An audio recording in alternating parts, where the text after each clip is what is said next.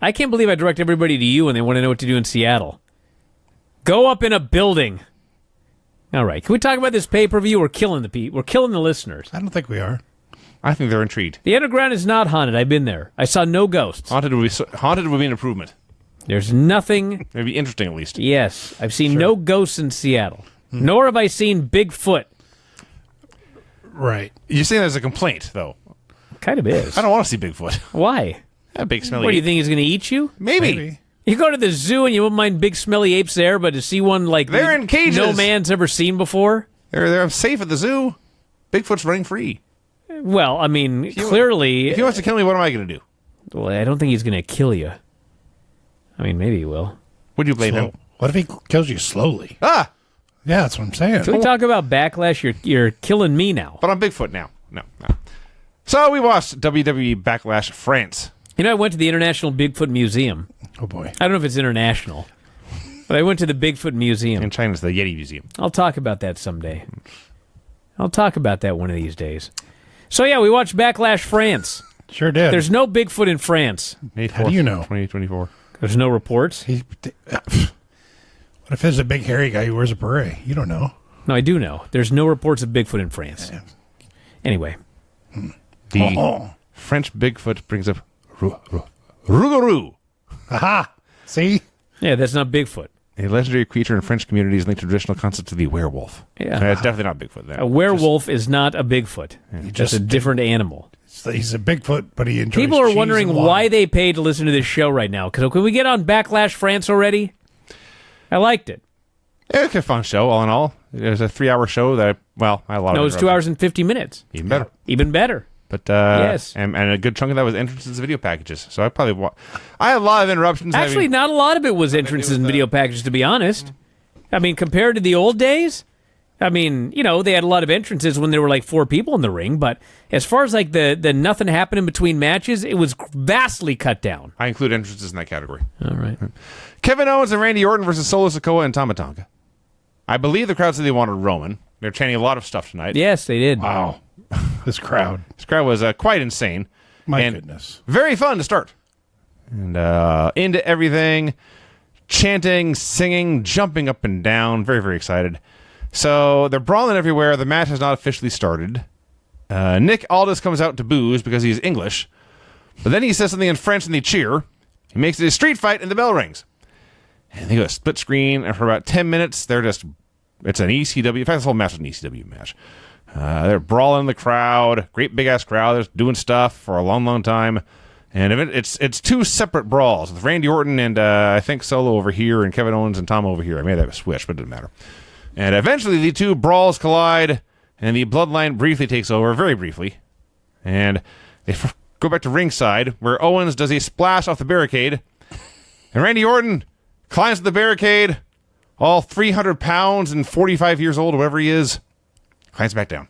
Hero. You know what's funny about that is that was a spot designed to get like a big pop. Mm-hmm. Like Kevin Owens does something crazy, and then Randy Orton, who never does anything crazy, teases doing something crazy, but then just like jumps down. Mm-hmm. But the spot, especially if it was on an indie show, like he would jump down and then do like a standing double sledge, get a big pop or whatever. Sure, yeah. But it was weird because he jumped down and then didn't do anything. Right. And if you watch this show, this crowd was just, absolute, complete maniacs. And they went dead quiet when he did that. And he kind of looked at him, and he went, shrugged. He did. And then they were like, oh, I guess, yeah, that was cool. And then they went all crazy again. But he briefly killed the crowd by stepping off that barricade to do absolutely nothing. Yeah. So there's trash cans and spots on the desk and kendo sticks and chairs. I learned the French pronunciation of EC-dub is Issy-dub. Issy-dub. We have guys going through tables. The Bloodline takes over, and the crowd begins to chant something that sounded an awful lot to me like, save the honkies. And I can confirm, these honkies needed saving at this point. So the announcers are listing all of Tonga's New Japan titles, all his Bullet Club compatriots. It takes 25 minutes into the show before the heels get the heat, if that tells you anything. And they prep a table, and I think Orton is going to go for the... No, Solo was going to do a Samoan spike on the table. A standing strike to the throat, but standing on the table. So it'll hurt more. But Orton turned into an RKO. Somewhere in here, Michael Cole drops a line about guerrilla warfare, which should have been a giveaway, even though I was watching this the next day, but I was clueless. So, eventually, there's a pinfall. There's a Owens suplexes Tonga through a giant pile of chairs, but the pin is broken up by the debuting Tonga Loa. Yes. Who yanks the ref out of the ring. And he barely made it on time because, I'm sure y'all heard the stories about how loud the crowd was. And I know the WWE made some comments about how loud the crowd was, talking about people's noise gimmick going off. You know, that when your phone tells you the noise levels are too high. Mm-hmm. And that is not WWE PR. I heard from actual fans in the building that said this was the loudest crowd. And, my thing was going off constantly. The noise levels were too loud. And, in fact, the noise levels were so loud for this show that Tangaloa couldn't hear his cue, and he almost missed the spot as a result. So it was the loudest crowd. The only other time that I've ever heard, and I'm sure there have been other times, but the other one that was brought to my attention was there were a couple of Dynamite shows where when Don Callis came out, people's noise warning level went off, and but this was constantly throughout the entire show, and that was why I think this was maybe the greatest crowd ever in WWE history, because I'm sure there have been moments where the crowd has been louder throughout history. I'm sure there have been matches where the crowd has been louder throughout history, but for 2 hours and 50 minutes, non-stop. If you watch the opener and you watch the main event was not a tired crowd that had screamed themselves out. That's for sure. I don't know how they made it 2 hours and 50 minutes. And got to remember, there's only 12,000 people in the building. It sounded like about 50. But there's about 12,000 people in the building, and probably most of them also went to SmackDown. And if you watch SmackDown, that was another 2 straight solid hours of screaming. These people just screamed and screamed and screamed and screamed for hours on end. So yes, Tangaloa almost missed his cue because nobody could hear a fucking thing. Well, he made it down there and broke the pin, and shortly thereafter, Solo Uranagi'd Owens to a chair, hit him in the spike, and pinned him. Yes. And then the announcers made references to Guerrillas of Destiny. Mm-hmm. Yep. And apparently Tangaloa has been signed since Tama Tonga signed. But Tama Tonga had made New Japan talked about him leaving, and he had talked about leaving, and everybody knew he was leaving. And Tangaloa was just kind of under the radar. But he's been there the whole time. They've been just waiting to debut him. And we're still also waiting for Jacob Fatu to debut. Yeah. So it's an ever-growing new bloodline here. Yeah, I love this crowd. I now must see a concert in France. I had UK on the bucket list for a long time. This place was awesome. And I'd never seen the wrestlers more happy in the ring. You could just tell they were soaking it in, and just it. The only thing that I remember being a part of is when Kevin Owens and the Drifter made fun of the Sonics in Seattle, and they got all that heat. That was incredible heat, but I don't think it was this loud. Probably not. I mean, that's the only thing I could remember being that much audience participation. Eddie here said someone posted during Cody's song when everyone sings the one line, 126 dB, which is loud. Like standing near a jet engine. Yeah. I remember the loudest concert I ever went to. It was Ministry at Lollapalooza 92. They were playing at 140 decibels. So I want to understand, Craig, you want to go to a concert where the crowd is so loud you can't hear the band? Dude, just the atmosphere is so cool. He wants to go to a shitty concert when this happens. The concert's obviously louder than the people. Sounds very loud. Anyway, This is very, very, very much like an old school ECW tag match. A crazy, out of control brawl. A small number of crazy spots sprinkled in here and there. Very significant momentum swings, so it's not boring. And then, much like ECW, a surprise name interfering for the finish. Yeah. And they're pushing this as the Bloodline going out of control without Roman there to keep them in line. But honestly, it feels like the exact same Bloodline I've seen for like all my life. It feels like. Actually, they did something very, very clever. So the story has been that Solo has gone rogue. Mm-hmm. And the story they've been telling since WrestleMania is that Paul has not been able to get a hold of Roman Reigns. Right. The first week he tried to call him and Solo broke the phone, but then he has not been able to contact him. So last week, they were doing the draft, and they announced that Roman Reigns had pulled himself out of the draft pool. And on Observer Radio, I said, that means that in storyline, Paul has talked to Roman. Because Roman doesn't talk to anybody except Paul. So how would we know that Roman was out of the draft pool unless he told that to Paul Heyman? Dave said, you're thinking about this way too hard. I don't think that... But the next week, it actually became part of the storyline where Paul Heyman was talking about Roman, and Paul dropped that he had not talked to Roman since Mania. And when Nick Aldis heard this, he played the role of Brian, and he said, well, wait a second. How, you said that Roman pulled himself out of the draft pool. Well, how did you know that if you haven't talked to him since Mania? And Paul was forced to admit, I pulled Roman Reigns out of the draft pool. I have not talked to him. I did it on my own because I did not want to forget the term that he used.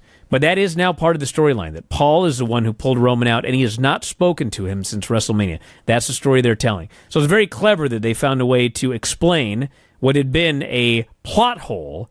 Now it is no longer a plot hole. Well, Paul was acting flustered, and it was like he was kind of just throwing up his hands, letting Solo do whatever he wanted. So yes. Tiffany Stratton versus Naomi versus Bayley. Doing a lot of choreographed spots, and in fact, really just one very long choreographed spot. Referee I noticed was Charles Robinson. That guy's been around forever. Yeah. Full-time ref for 27 years now. Yeah, he refs all the time. That was the most important thing I noted in the first 10 minutes of this match. It was cool, but it was just a bunch of stuff. Woman A would hit woman B with a move. Woman C would cut her off and hit a move. Repeat. Tiffany did her cartwheel into an Alabama slam. It was a little bit sloppy, but she saved it. That seemed notable. And we have Naomi hitting a blockbuster off the barricade onto Bayley. It's like, good Lord, that's brutal for both of them. And then 10 seconds later, Bayley's back in the ring breaking up a pin.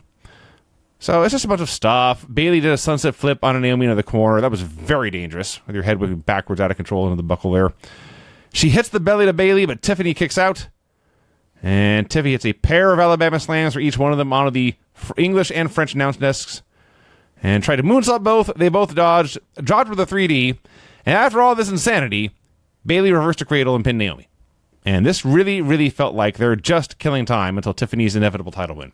It was fine, but that's all it was. I thought this was a really, really good match. I thought it was a bunch of great three-way spots. I thought the fans made this even better than it was. Yeah. They absolutely loved Bayley. The heat for this match was great. I do think that, I don't know, Tiffany is going to be a really big star, but I don't know. I think everyone's putting a lot on her because I don't think she's at the level that a lot of people think that she is, because they do such a great job putting her in position to only do the stuff that she is great at right now. And the stuff that she is not great at, and there is plenty of stuff she's not great at yet. She's only 2 years in. They are very careful to protect her. And for some reason, people watch these matches and they make these crazy comparisons, I feel. And I think it's doesn't do her any good to say that about her right now. She's doing a great job, but she's still got a long way to go. And in long singles matches, I think you're going to see it a lot more. But Naomi and Bayley did a great job holding this thing together. And Naomi and Bayley hugged afterwards. And overall, I thought it was an excellent match, but I wouldn't go too crazy about it. I thought it was a good match. The fans, disproving your point, Brian, love Tiffany. So They love everyone. that's fair. That's fair. I'm not sure there were any heels in the show for these people. But I didn't hear him chanting for Naomi much. But Tiffy time was a very big chant. It was a fine match. I kind of, what does Bailey do next? Does she move on to Nia Jax? I don't want to see that. Well, you're gonna. That nobody wants to see that. Nia probably does. Oh well, sure. Backstage, Jey Uso is preparing for his match, and the Bloodline stops to intimidate him. Nothing happens. And then Damian Priest versus Jey Uso, which I thought was a really well wrestled match. I thought this is by far Jey Uso's best singles PLE match. It was very, very good. I was annoyed by all the interference because we've just been through like 5 years of the Bloodline, where every match is the same, and you know 6 guys will interfere. And that ran its course. Actually, it ran its course, and they did a whole extra year. But here we are with the new heel faction, and Damian Priest is defending his title, and his buddies come running in. Now, I will concede that they're doing it a little differently in that Priest is pissed at these guys for running in. JD McDonough comes in and does whatever. Damian says, "Get you and your big-ass head out of here." And I laughed. And then later, Finn Balor comes running down, and Priest is pissed at him, and they do the match, and Priest wins anyway. And then when Balor and McDonough go to put the boots to Jay, Damian physically stops them from doing this, shoves them around, makes sure they stop. And eventually they all leave, but it won't be a whole year of this, I don't think. But as a match, very, very good. The booking annoyed me because I've just seen this too many times. But like I say, best singles match for Jey Uso in a big spot, I think. I thought the match was an excellent pay-per-view match. Also, again, largely thanks to the crowd. I would say the first 3/4 of this match was just kind of there. The last quarter of the match, they worked it like a WrestleMania match. Actually, I shouldn't say that. They worked it much better than Jimmy and Jay in their WrestleMania match. They kicked out of the big moves. Crowd, some of these near falls got a huge pop. And, I thought that the interference, it's telling a story here, but I thought that that overall, I was kind of, I wouldn't say I was down on it, but for most of it, it just kind of felt there. Not like a world title match, but the last 5-10 minutes, it felt like a world title match. And afterwards, yes, they had the breakup deal. I don't know what's going on.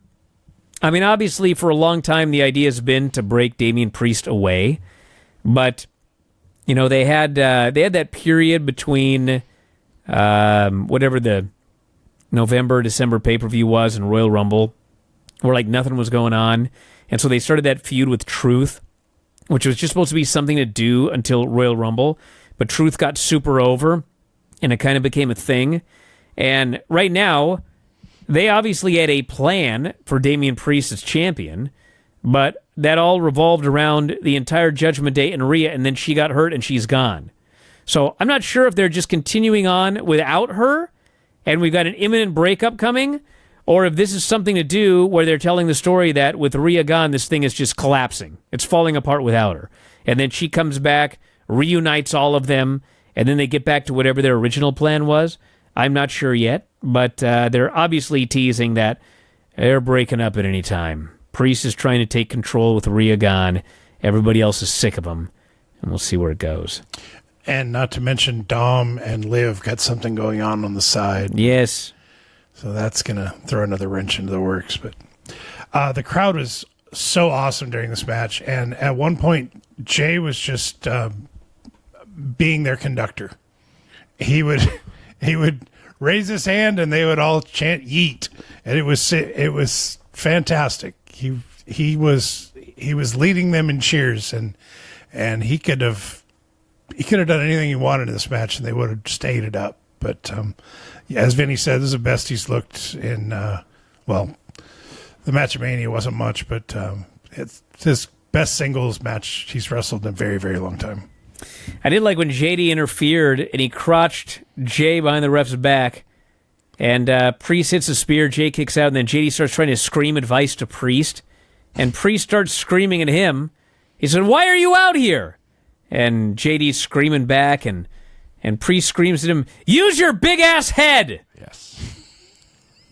It's like a thing. His head is gigantic. He does have a very large head. It's enormous. It's undeniable. Yes. Yeah. May as well, use it. It makes him look small, Yeah. but he's not. His body is out of proportion to his head. He looks like a child. Yeah. This is true. Looks like Paisley. I won't go that far. She's got an enormous head. I'm sure she does. She wears adult-size hats. Okay. Yeah. They have nothing else in common. And she's 55 pounds They're now. Caucasians and large-headed Caucasians. That is true. She is your got poor a wife. huge head. Yeah. Well, it's big now. I mean, she came out small. Okay, that's good. That's important. Kairi Sane and Asuka versus Bianca Belair and Jade Cargill. Congratulations and thank you to both teams for wearing matching gear. I always appreciate that. I also appreciated Kairi and Asuka vibing to Bianca's music at ringside. That was tremendous. It's so much fun. So this match, the first half of it, 2/3 of it, was awesome. Babyfaces get plenty of time to shine. They both look great. Asuka finally drops Bianca on the floor with a kick. Kairi does a very scary plancha from the top rope to the Florida takeover on her. The heat segment is great. Lots of tease tags, and Kairi's mocking Bianca for having two big muscles. And finally, Jade gets the hot tag. And I'm afraid at this point, the match fell apart. And when I say that, if you didn't watch the show, and I don't know how many of you are listening did not watch the show, but you would think this would be Jade's fault, and I'm not sure that's the case. No. In fact, it fell apart twice. Well, it fell. I'm not sure it never got back together. It fell apart early when Jade wasn't even in the ring. Okay. There was a spot where Asuka, Kairi, and Bianca, every single one of them was on a different page, and there's 3 of them in there. They all thought they were supposed to be doing something else, and I don't even know who to blame, because I was trying when it was over to figure out, like, okay, who got this back on track? I don't know. I can't figure it out. But it was just like they were lost, and Jade was not even in the ring, okay? Now, the second time it fell apart, I believe it was the referee's fault. It's entirely possible. Okay? Yes. Because the second time it fell apart, they did some spot. I think Jade whipped her in and then did it. Was going for a tilt-a-whirl, and Kairi turned into like a face buster or something like that. And Kairi goes to cover, and the ref goes, "You're not legal." And it was like a shoot because she thought she was. And she looks at him like, "What the fuck are you talking about?" And she just keeps wrestling. Yes. And the ref's trying to get her out of the ring, and they're just doing all their spots. And the key here is she goes for an armbar. The referee yanks, like, "Get off, you're not legal." And so, like, Asuka's like, "Just come tag." And so Asuka tags herself in. Yeah. And now she needs to do something that they have not planned at all, because they got to get back to tagging Kairi back in. So she does a couple of things or whatever, and then she tags Kairi back in, and the first thing Kairi does is goes for the armbar. Yeah. So I don't think the ref was, I don't know if she accidentally bunked into Asuka. Maybe Asuka forgot and did a blind tag and she wasn't supposed to, but none of the problems in this match were Jade Cargill's fault. No. It was either the referee or the other one who I couldn't figure out whose fault it was. She wasn't even in the ring. Right. So, she's still got a ways to go. Her selling, they didn't put her in a position to sell because I don't think she's ever had to sell really much in her career at all. Yeah. Probably 1% of her career is involved selling, 2%. So, everything she did looked fine. And the finish where Kairi comes off and she grabs her for a power bomb, hoists her up over into a electric chair position, hoists her up again into the jaded position, and then hits it. That was fucking awesome. And then they hit their finish and won. They got the titles. And they need to go on the road. Every house show. 15 minutes. Jade and Bianca against some team. Jade and Bianca against some team. Bianca needs to get the hot tag. Jade needs to sell. If you want to switch it up every night, you can. Give them both the opportunity. But if you get Jade and Bianca in there doing back and forth matches with good teams for 3 straight months, she will improve dramatically. But none of this was her fault. No. But it happened, and Kyrie does a cover or whatever, and the ref says, no, you're not legal. Everyone's confused, and they all work way too hard, because if she's not legal, and the ref's told you you're not legal, okay, just leave, and the other wrestler should come in. But the illegal wrestler has to tag the other wrestler, which is to make her illegal, but then she comes in. I don't know. And it wouldn't have bothered me that much, except until the end, when the heels make a cover on Bianca, and the referee counts 2, Jade breaks up the pin, and they start doing stuff with her, and they cover her, and the ref counts.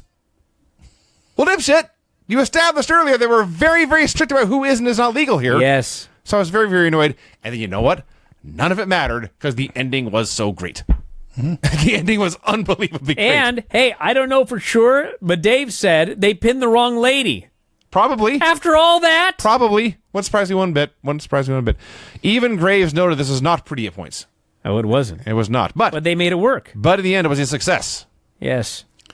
There's a clip on Twitter of Jade doing this exact same finishing sequence on Sky Blue. So she has done this before. That said, she's still very green. And I think, as Brian stated, a bunch of matches with Bianca where she can go and learn and work. She's totally passable now, but she could be a big, big star very, very soon. So she's improving. What? At the end of the day, she has great power moves. She's got great explosiveness, and she's in a tag team. So you know what? There's no requirement that she does anymore. On the road, I would make her do everything. I would make her sell and be the babyface in peril. But on TV, you know what? Goldberg didn't need to do anything other than be Goldberg to be a success. If you want to just do tag matches for the next 10 years, and all she does is stand on the apron and then make an awesome comeback with a bunch of power moves and it gets over, so be it. I mean, I really enjoyed watching these two very muscular women throw these two tiny Asian women all over the place. So they could do that. Main event. They announced King and Queen of the Ring with some fascinating first-round matches, actually. These are just the ones on Raw. Zoe Stark and Ivan Isle is fun because I feel like I watched them wrestle 200 times in NXT. Shayna Baszler, Zelina Vega, Lyra Valkyria, Asuka, and Io Sky and Natalya. But the men's matches are all very intriguing. Drew McIntyre and Finn Balor should be great. Kofi Kingston and Rey Mysterio should be great and also fun because it's two baby faces. Just cause, why not? Ricochet and Ilya Dragunov sounds awesome. And Gunther versus Sheamus. 2/3 of the best match I ever saw in my life. Those all sound awesome. I have to check out Raw tomorrow. And there's 4 more matches. On SmackDown. All 8 of these matches are on Raw. Yes. I don't know if that's a good thing. I'm not sure why they're doing that. I mean, I don't know. Yeah, 3 hours. Yeah, but 8 matches in 3 hours with commercials? Well, if you believe... It feels like there's going to be a lot of time cut from some of these matches. That's probably true. But if I believe they said that then SmackDown would have their own first-round matches, so that's 8 matches in 2 hours. Yes. Maybe some of those will be transferred to main event or something. Cody Rhodes versus AJ Styles for the WWE title, or whatever it's called these days. Brian, you mentioned earlier the crowd did not get tired at the end of this. I would argue they peaked in the main event. They got louder. And there was more singing and chanting and bouncing, and the camera is shaking. Now, I will not lie. After several hours of this, I was tired of hearing these same songs over and over and over again. They had a new song for AJ, something about being phenomenal. He's had it for a while. Well, no, not his entrance music. The crowd. Oh, yes. The crowd had a new song for AJ. But every single 2 count had the Sacramento chant, and they would sing Sacramento over and over again. You ever been in a car with a kid on a road trip, and they play the same song over and over again? I don't let him. And it's like going to Seattle and Portland and back. The only song you hear is Mbop. No, never happened. Yeah, that's how I felt by the end of this. I had heard enough singing. Just cheer, damn it. Now they did in the end. Like the finish was hot, and they were totally into that, just screaming their fool heads off, and that was awesome. But there was a little bit of overkill in some of this singing and chanting. So the match itself was very intense and tightly worked. It was not your classic WWE main event match. They went back and forth the whole way. And I was waiting for a heat or a comeback. It was, I'll do 2 or 3 moves, you do 2 or 3 moves, I'll do 2 or 3 moves, all the way through. And finally, after about 15 minutes of this, there's a table spot, which I can't even find in my notes here. Somebody went through a table. Cody powerbombed AJ through the announce desk. And that, to me, is when the match got great. Because then he just got back in the ring and wrestled. And again, it was all back and forth, but they were like more big moves and going for finishes, and it felt way more intense. Then it got awesome. We had springboard 450s and burning hammers for a 1 count. And I do have one complaint. all right. And it's because you mentioned the burning hammer. And there was another one on the show as well. And Another burning hammer? No, there was another spot where this happened. I see. I think it actually was in this match. It was when AJ gave him the brainbuster on the apron. Yep. So, WWE production has improved 1,000,000,000% since they got rid of that idiot Kevin Dunn. Correct. 1,000,000,000%. You know, this guy they got in, I forget his name, but man, he has just brought so much cool stuff to WWE. But there is one thing that, I mean, I'm sure I've seen it actually in AEW as well. Lee Fitting is his name. I've seen this happen in AEW and other places as well. But I think this is a non-wrestling person deal, why they do this. There were at least 2 spots in this match where when they happened, I screamed, like, holy shit, that was too dangerous. And then they do a replay from a different angle, Right. I see. and you see that it was not dangerous at all. Now, I understand in UFC, NFL, NBA, whatever, it's awesome play. I don't give a fuck whatever camera has the best angle, show the replay or whatever. It's different in wrestling. If you have an angle where AJ gives Cody a burning hammer, it looks like he landed on his fucking head and neck and is dead, don't find me a different angle where it shows that he landed perfectly flat on his back and it wasn't dangerous at all. I don't want the guys to get hurt, obviously, but you don't need to destroy the illusion, okay? If it looks great in the shot that you've got, just replay that shot. Don't replay a shot where we see the magic trick, how it's done.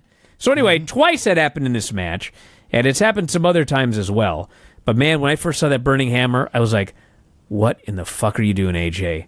This is Cody Rhodes. He's the champion. We had a 2-year build. Do not kill this guy. And then they showed another angle, and that's fine. That's perfect. He's a pro. Which I knew, but you don't have to tell me. So anyway. The match was good. But he hadn't finished, by the way. Well, it was very close. For the record, Cody kicked out of something and fired up. It was the burning hammer. He kicked out at 1, and he fires up and is basically hulking up from his knees. And AJ is scared, and that's the crowd electric. Just a lightning bolt hits everyone, and they're going crazy. And very quickly from there, AJ does a top rope Cody cutter, which he had only done the middle rope before. Did essentially the Rainmaker pose and a Crossroads and won. So the first time he hit Crossroads, he won. AJ never got the Styles Clash. They protected their finishers very well. Cody gets the win. Place is going crazy. It took me a while to get into this, but after that powerbomb through the table, when they got into the ring, it just had a kick-ass wrestling match. It was, in fact, a kick-ass wrestling match, and I was a big fan. Yeah, the match was good. It was not great. I wouldn't call this a great WWE main event, but it was very good, and the crowd made it that much better. They didn't have to do much to get this crowd. Nobody had to do anything to get this crowd all night. Cody, when he did the Cody cutter off the top rope, almost overshot AJ. It was a tremendous finishing sequence, and I had my wife was watching, and I had friends over for the first time in a while, and D. Wayne's wife thought Cody was very handsome, and He's dashing. exactly. He's dashing Cody Rhodes. And she said something to the effect of, "I really enjoyed that. I might watch more." Okay. Not just because of Cody, but the Sure. whole atmosphere of the. Well, what a first show to watch. She Right. ain't getting this crowd ever again. Right. I thought this match was great. A fantastic main event. And like we talked about on the Observer radio show yesterday, there's been a big change in terms of how everyone works matches. And that is that the handcuffs are not all the way off. They're not going to let you do a Tiger Driver, plant a guy on his head or any super dangerous shit. But I mean, they let Sammy do that top rope brainbuster. which he was never, ever, ever allowed to do before. And certain things are obviously going to be protected, and certain finishes, like, they're not going to just let anybody go in there and do a stun or anything like that. Yeah. But under the parameters of, don't steal somebody else's finish and this and that, I mean, guys are being allowed to go out there, and the women, and do matches like they would do anywhere.